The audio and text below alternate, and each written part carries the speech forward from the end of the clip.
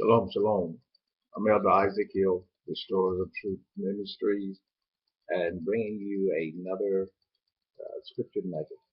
And today's scripture nugget will be found in the book of Genesis, or the Rashid, Genesis chapter 2, verse 15, where it reads, And Yah, or Yahweh Elohim, took the man and put him in the Garden of Eden to work it and to guard it. Now, the Garden of Eden is the first symbolic display of the intention for Torah, for mankind. So when we look at the Garden of Eden, we should think of the kingdom and we should think of Torah, because within the garden was several trees, but specifically the tree of life. And what God does, He takes man, He places him symbolically in the garden, which is symbolically of being placed within Torah. He gives him Torah as his possession. Torah is our possession. And He instructs man to guard it, to protect it, to develop lifestyles, to develop patterns, so that mankind can take ownership. He places Adam, He places mankind within the garden, and basically tells them take ownership, develop patterns, develop lifestyles, because what I want you to do is to guard it, to protect it. And what happens when one takes ownership of something, it actually becomes their possession. And when it becomes your possession, it's really an act of love from that point forward. So when I possess Torah and Torah possesses me, there's an act of love that is displayed for Torah.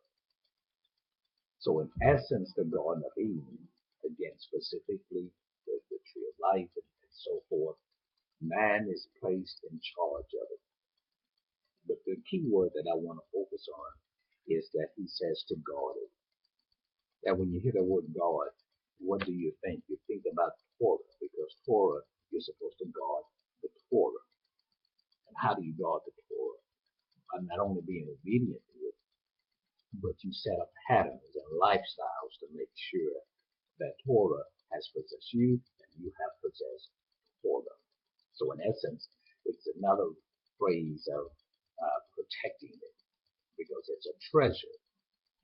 It's a treasure, just like the Garden of Eden. It was a treasure.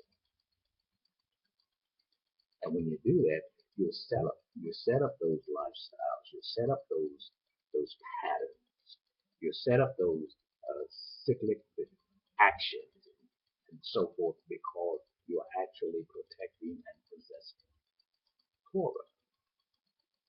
Now in Yohanan, or John chapter 14, verse 21, the Messiah is speaking here, and He says, He who possesses my commands and guards them, it is he who loves me. So the act of guarding is an act of love. And he who loves me shall be loved by my Father, and I shall love him and manifest myself to him. Now, how can that happen? What is that process of manifestation? Here's the final point.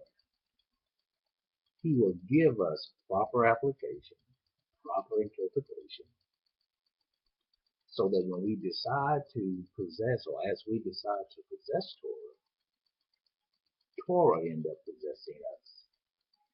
And so when you see us, you see Torah, which goes back to the Garden of Eden, which means it's symbolic of you're one of His.